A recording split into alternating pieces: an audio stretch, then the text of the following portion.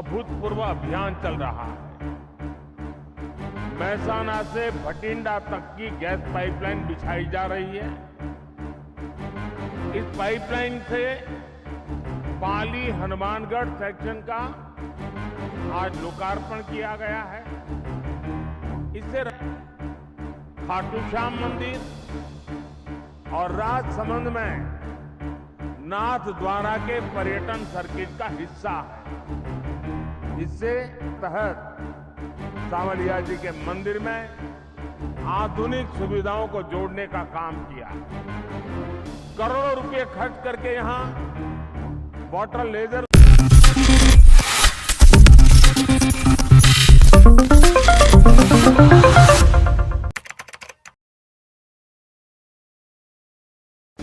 जन आंदोलन बना देने के लिए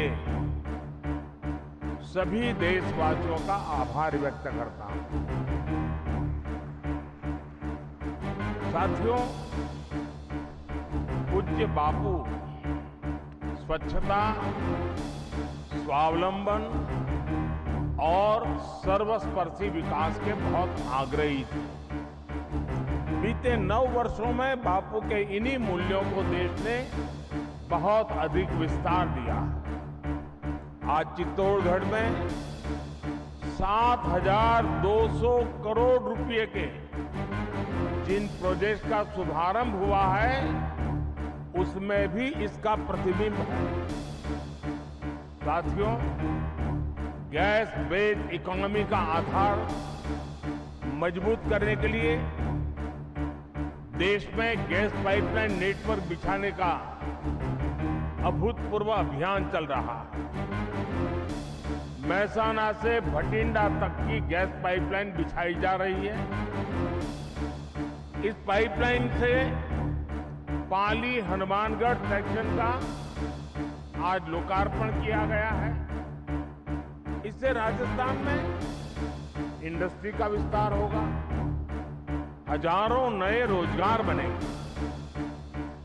इससे बहनों के किचन में पाइप से सस्ती गैस पहुंचाने का हमारा अभियान भी तेज होगा। साथियों, आज यहां रेलवे और सड़क से जुड़े महत्वपूर्ण प्रोजेक्ट का लोकार्पण भी हुआ। इन सारी सुविधाओं से मेवाड़ की जनता का जीवन आसान होगा। यहां रोजगार के नए अवसर बनेंगे। ट्रिपल आईटी का नया कैंपस बनने से एजुकेशन हब के रूप में कोटा की पहचान और सशक्त होगी। साथियों, राजस्थान वो प्रदेश है जिसके पास अतीत की विरासत भी है, वर्तमान का सामर्थ्य भी है और भविष्य की संभावनाएं भी है। राजस्थान की ये त्रिशक्ति देश का सामर्थ्य भी बढ़ाती है। अब यहां नाथ द्वारा टूरिस्ट इंटरप्रिटेशन एवं कल्चरल सेंटर का लोकार्पण हुआ। ये जयपुर में गोविंद देव जी मंदिर, सीकर में खाटू श्याम मंदिर और राजसमंद में नाथ द्वारा के पर्यटन सर्किट का हिस्सा है। इससे राजस्थान का गौरव भी बढ़ेगा और पर्यटन उद्योग को भी बहुत लाभ होगा।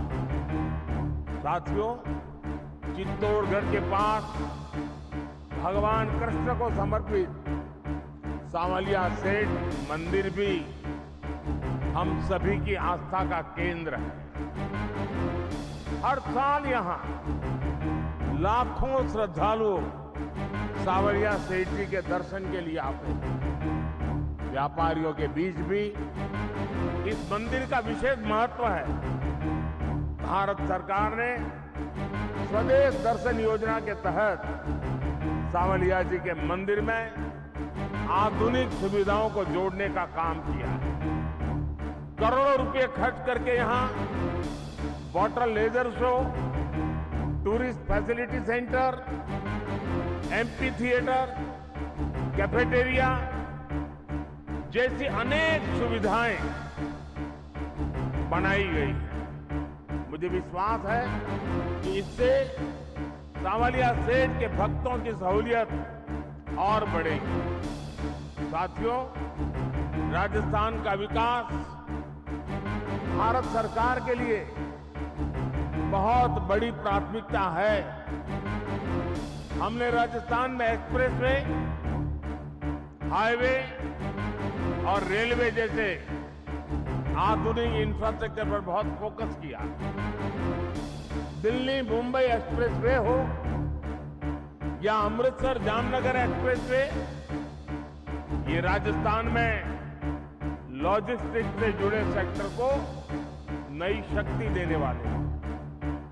अभी कुछ दिन पहले ही उदयपुर जयपुर वंदे भारत ट्रेन भी शुरू हुई है।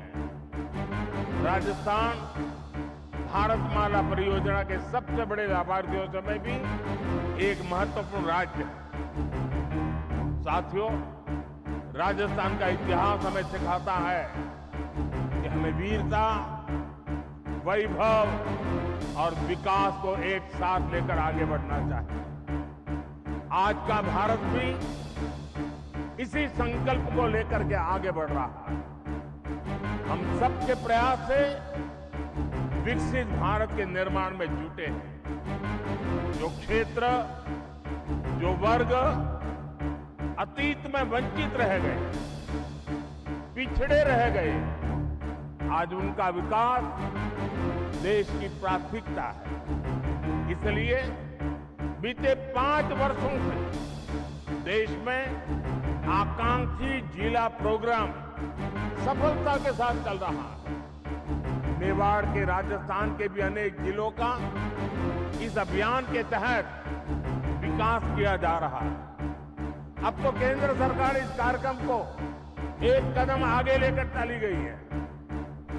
अब हम आकांक्षी ब्लॉक की पहचान कर उनके तेज विकास पर फोकस कर रहे हैं। आने वाले समय में इस अभियान के तहत राजस्थान के भी अनेक ब्लॉक्स का विकास किया जाएगा। वंचितों को वरीयता, इस संकल्प को लेकर के केंद्र सरकार ने वाइब्रेंट विलेज प्रोग्राम भी शुरू किया। जिन सीमावर्ती गांवों को